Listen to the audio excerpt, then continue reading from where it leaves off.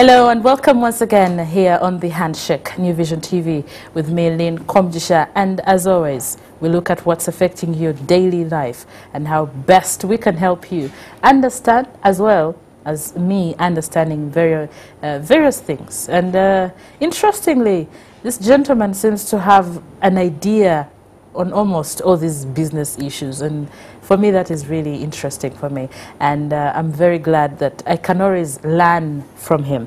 And I don't know, recently, I don't know if you've heard, recently all Crane Forex bureaus were delicensed. In short, they were closed, if you have heard. It turns out they were actually the leading, or should I call them, I don't want to go there. I don't even understand those things. Paul, you're welcome. Thank you. And they were delicensed. Do you know what this is? Yeah, I mean, every year, like the banks, the Forex Bureau have to renew their licenses. And it's not automatic. The Bank of Uganda reserves the right to say, you know, we think you're good or we think we're not. And yeah, so it's not automatic. So this year, last year, I think, Bank of Uganda decided didn't want to relicense the Crane Forex bureaus. So they just told him, we are done with you. Thank you very much. Yes. See you later. I mean, of course, it follows closely on the heels of the closure of Crane Bank. Oh, yes, yes. Which was kind of, well, I don't know which was the parent company, because Sudir started with the Forex and then went to the bank. But yeah, so, and Bank of Uganda regulates both sectors, so I think they had a problem with them. And you know that a friend of mine was telling me they are the leading players in this business. In the Forex business. Yes. It's possible. I mean, Crane Bank, let's call it the Ruparelia Group, is very big in things like trade finance. It helps traders finance their business and all that kind of business. I think they had competitive rates, so you can imagine a lot of people are going to change their money at Crane Bank. So I would not doubt that there were big players in that particular industry. So does this affect the shilling? Does this affect the Forex business? Does this affect me in any way? Should I be bothered?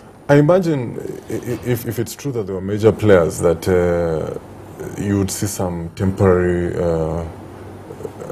movement in the shilling, maybe an appreciation, meaning the shilling gains more value, because this market player has taken over. But thankfully, the sector is so liberalized that these other people will soon take up this demand or this business very shortly. So but it would be an issue if you, for example, you are paying certain bills in dollars, or you're receiving certain payments in dollars, and there's a movement to a certain extent. It will hurt you or make you richer. Who knows? Depending on which side of the transaction you're at. Turns out all business and money-related issues, financial transactions, they can either make you or break you. That's what I've learned. I am not very good at these things. So I still don't get it. Why should we be bothered? I mean, there are other several hundred Forex bureaus around. No, I think, well, we shouldn't go into a panic, but we should be concerned. This like the financial systems, that's why they're called financial systems. They're interconnected. So if something happens to one player, it can affect everybody else. And the bigger that player is, the more it can affect everyone else. So you don't, no need to panic. Thankfully, as I said, you know, the sector is liberalized. There's so many other players. There might be a bit of disturbance for a few, who knows, days, but everyone else should carry the thing. We should be concerned because of the possible effects across the system. But I don't think we shouldn't be too concerned, but we should at least be paying attention. Because thankfully we have also the banks in that space, and the banks are credible, you know, they're solid players. They should be able to ride any turbulence that might come with these closures. So you see in football, when the other team beats the other one, takes the former position.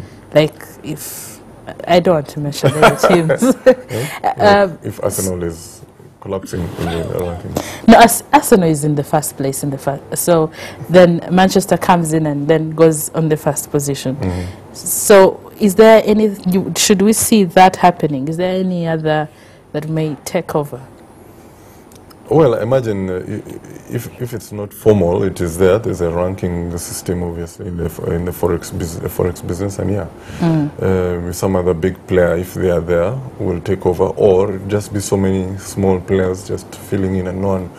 We might not have another dominant player in that sector ever again. You see, the advantage that Crane Bank and Crane Forex Bureau had was that it was the first, if not one. It was one of the first, if not the first to open. So they had first mover advantage. Now you close them down, there's no one really who can move that fast. It might not make sense to try and take over their position at this point. So it will probably be just many small Forex bureaus just filling the space. So I should just relax and watch the space? Yes, just relax. He says so. Don't worry, there are quite a number of Forex bureaus around your area, around my area, so you don't have to worry about these things. And I always get to know these things from here. When I step out and I'm thinking, oh wow, where have I been? Thank you so much, Paul. You're welcome.